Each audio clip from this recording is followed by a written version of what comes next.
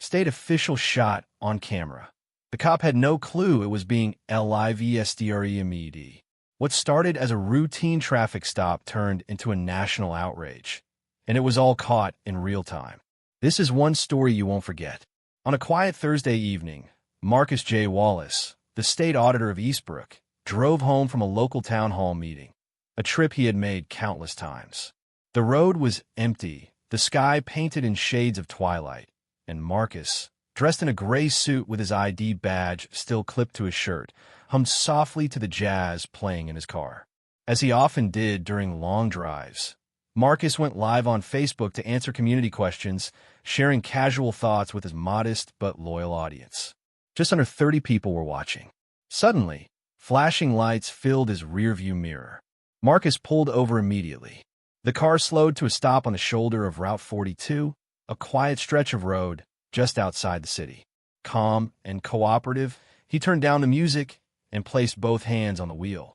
He glanced into his phone camera, saying clearly, "Looks like I'm being pulled over. Still live, folks." The officer approached. The livestream audio picked up heavy footsteps and the muffled voice of Officer Brendan Cole, a 9-year veteran of the Eastbrook Highway Patrol. "Let me see your hands. Both hands, now," the officer shouted, his voice sharp and commanding. Marcus raised his hands higher. "I'm State Auditor Wallace. This is my work ID, sir. I'm live streaming right now. I have nothing on me." But it all happened in seconds. A loud bang echoed, followed by the sound of the phone clattering to the floor. Screams pierced the stream. The screen went dark. For a few moments, the viewers watching live were silent, stunned. Then came the flood of comments. "Did he just get shot? What just happened? Call 911 now." Officer Cole radio dispatch. His voice was shaky. "Shots fired. Suspect, individual, appeared to reach under the seat." But that's not what the live stream showed.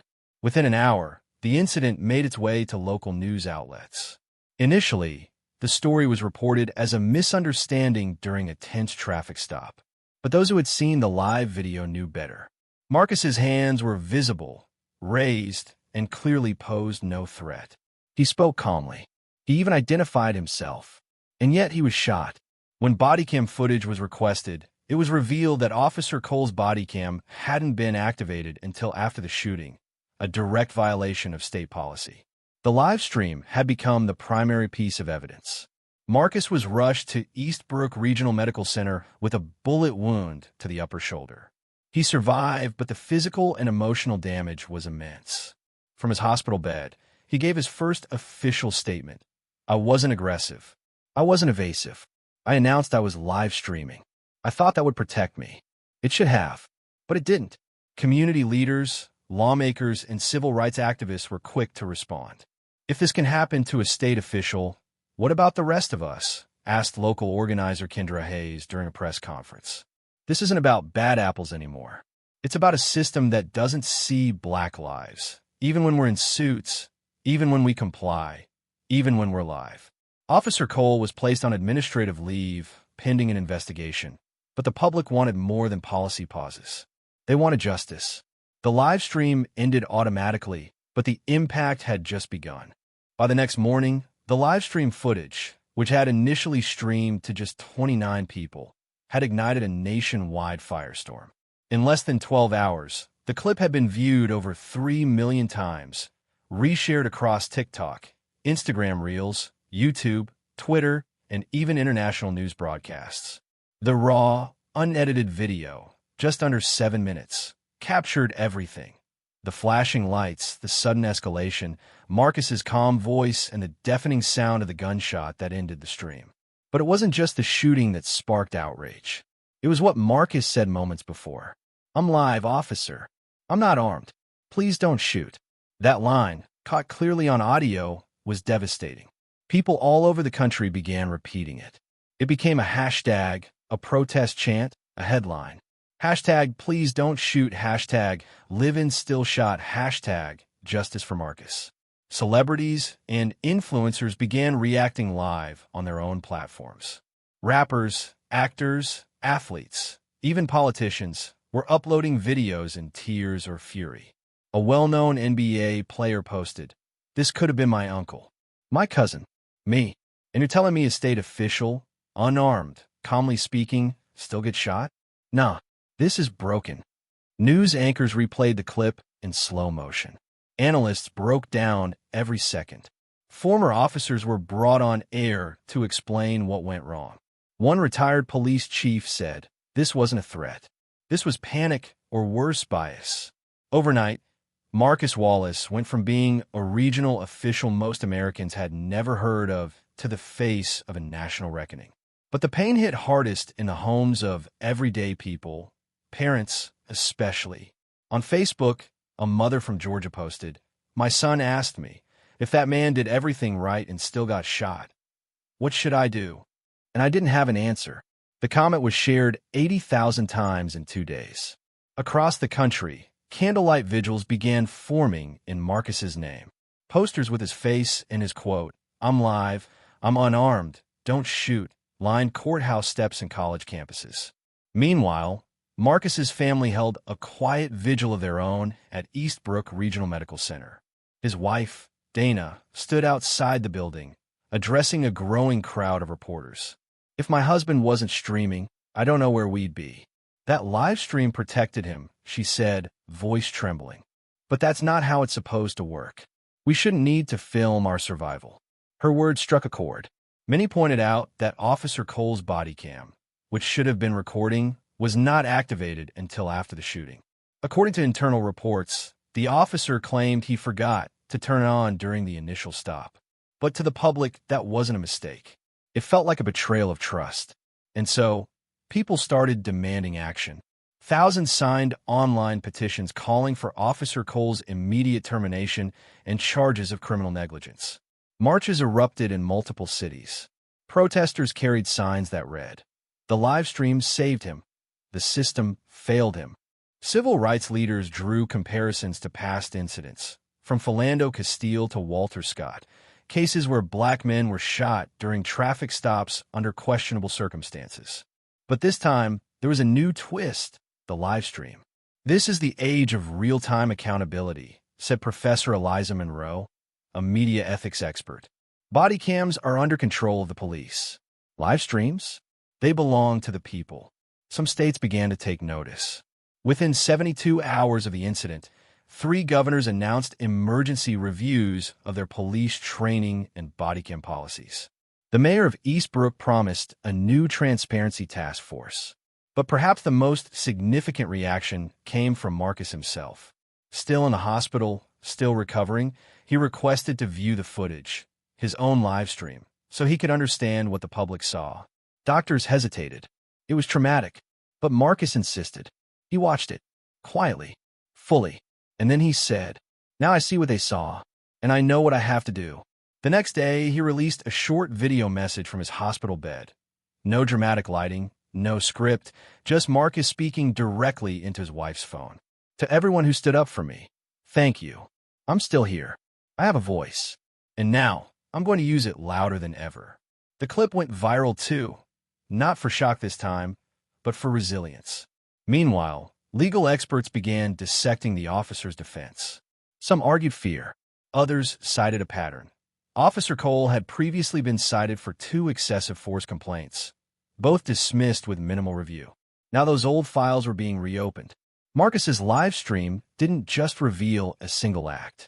It peeled back a curtain on years of unchecked behavior, on broken protocol, and on a system that too often fails to hold its own accountable.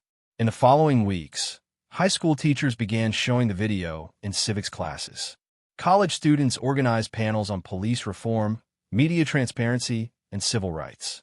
A university law center created an entire lecture series around Marcus's case, titled, "When a State Gets Shot, Live Streams and Justice." And yet, despite all the media, the protests, the debates, the core of it remained heartbreakingly simple. A man went live to talk to his community. A cop pulled the trigger, and a nation woke up, watching. When Marcus Wallace opened his eyes in the hospital room, the light stung. The ache in his shoulder pulsed with every movement.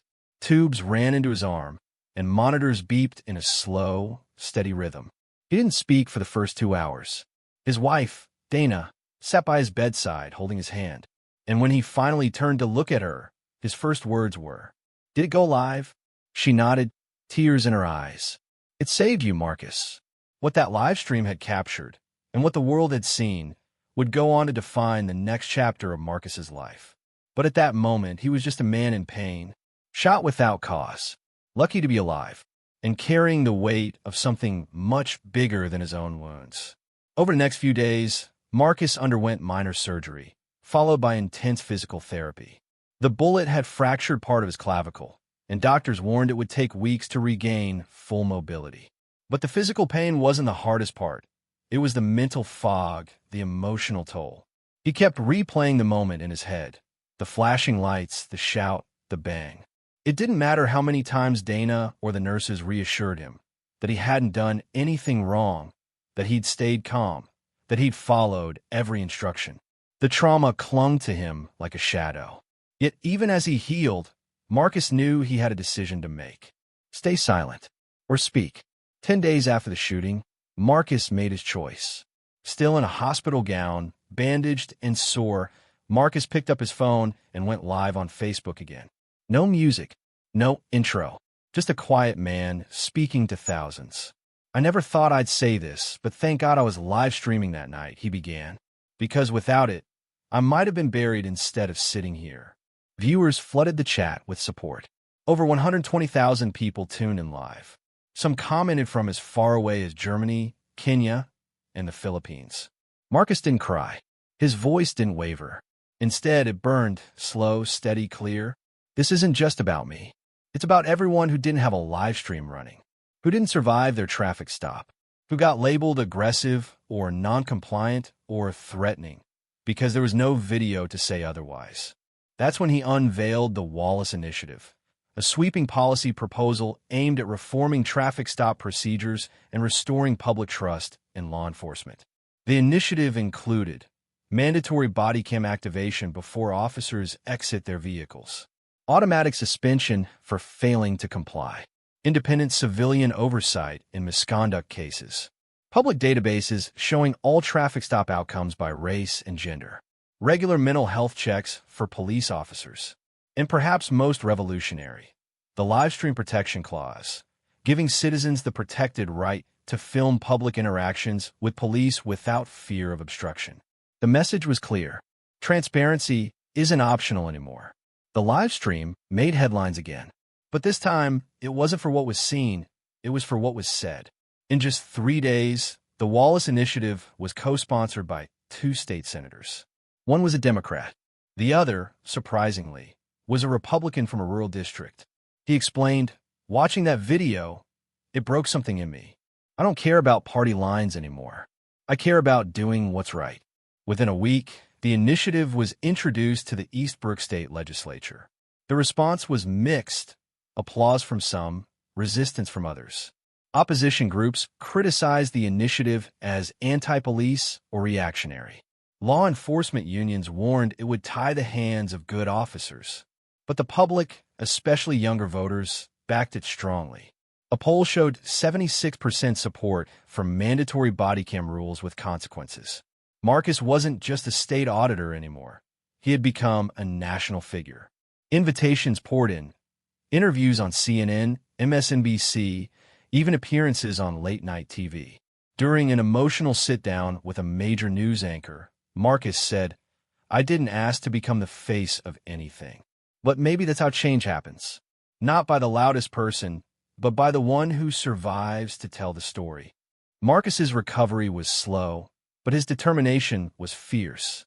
He began attending city council meetings virtually. He spoke at university forums. He met with police chiefs, lawmakers, and even federal officials from the Department of Justice. Behind the scenes, he was still healing, not just physically but mentally. PTSD symptoms crept in. Insomnia, flashbacks, anxiety when passing police cars. He worked with a trauma therapist who encouraged him to write letters, not to send, but to express. He wrote to Officer Cole, to his kids, to himself.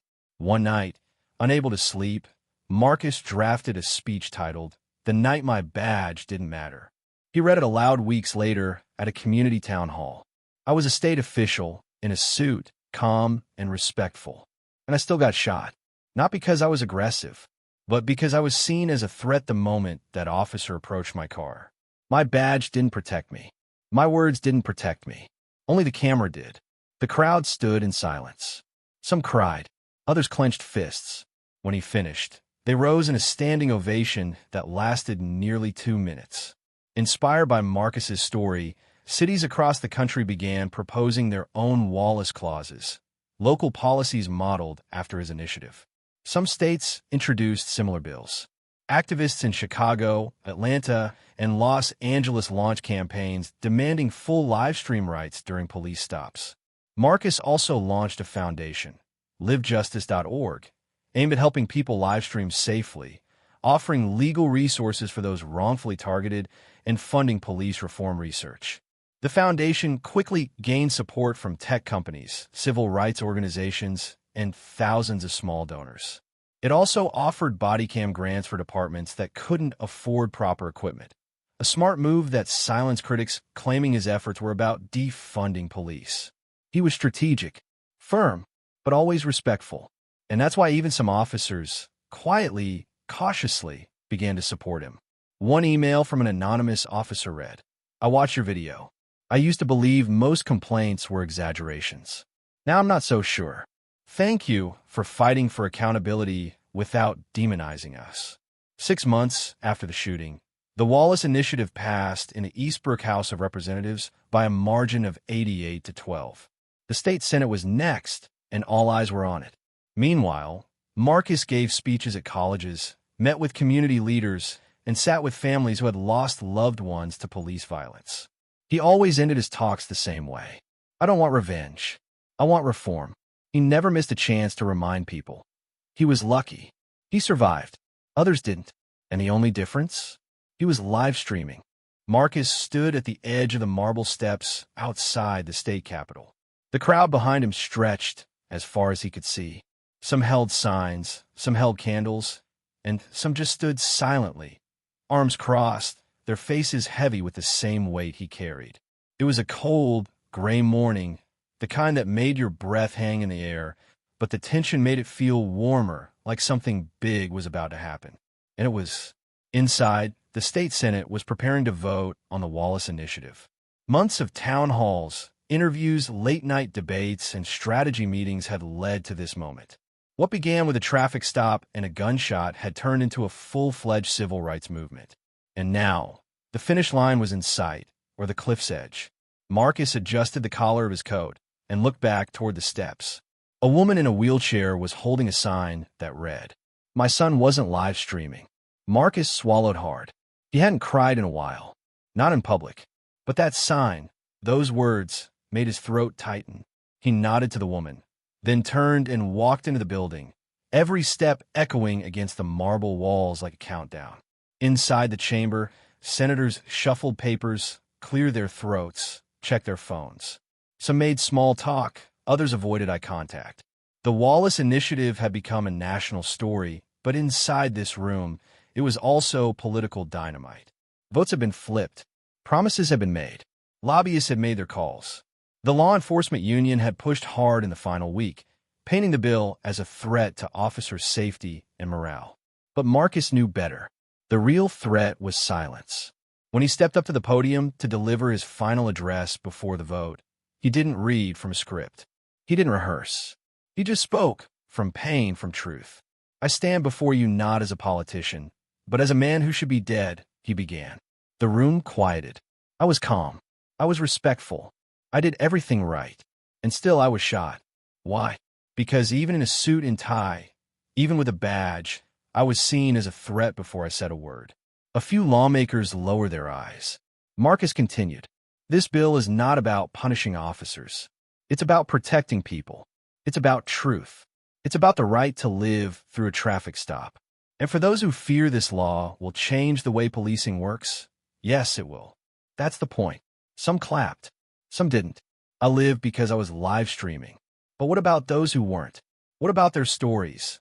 The ones we never get to hear. The Wallace Initiative gives those stories a chance to be seen. It gives silence a voice.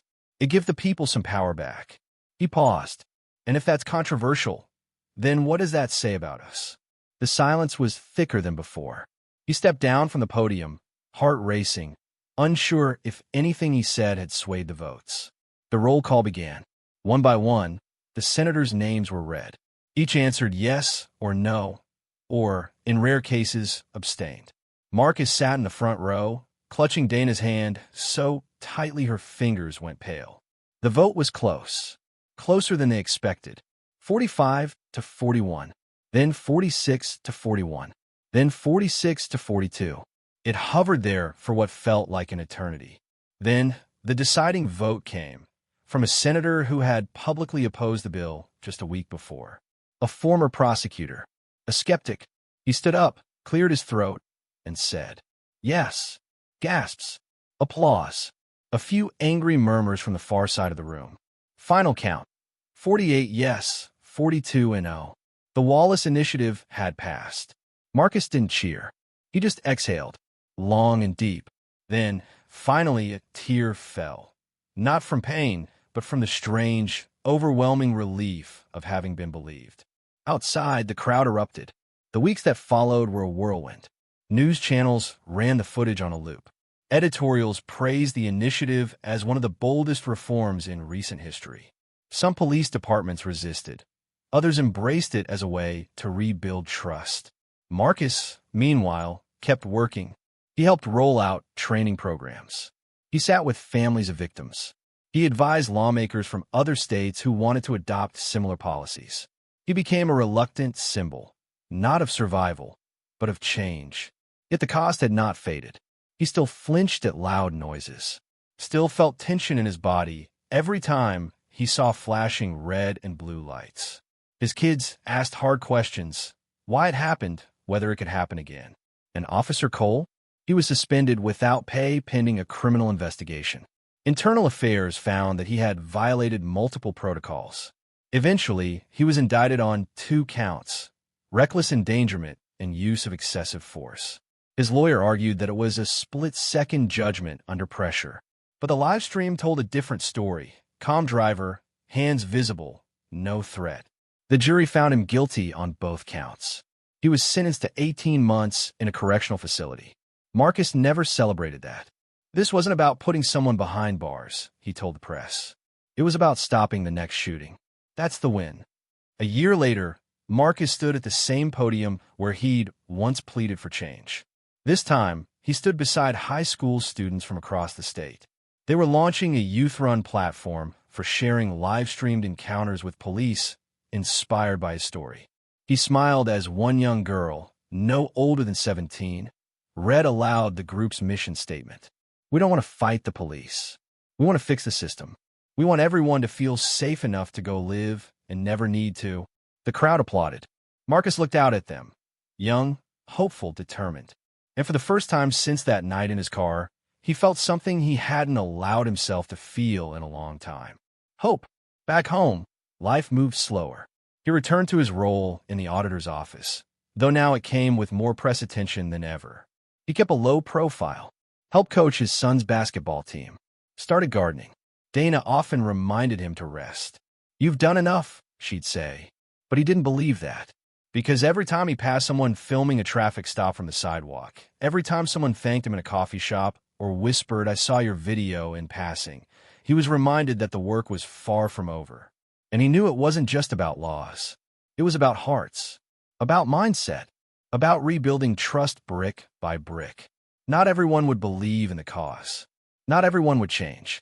But someone would. And that, he believed, was enough to keep going. Marcus once said, "The only thing stronger than fear is truth." It became a slogan, printed on shirts, signs, classroom posters. But to Marcus, it wasn't a slogan. It was a lifeline, a reminder that even when your voice shakes, even when your hands tremble, you speak. You show the truth. Because silence kills. But stories? Stories save. Like his did. If this story moved you, if you believe truth still matters, then we ask just one thing.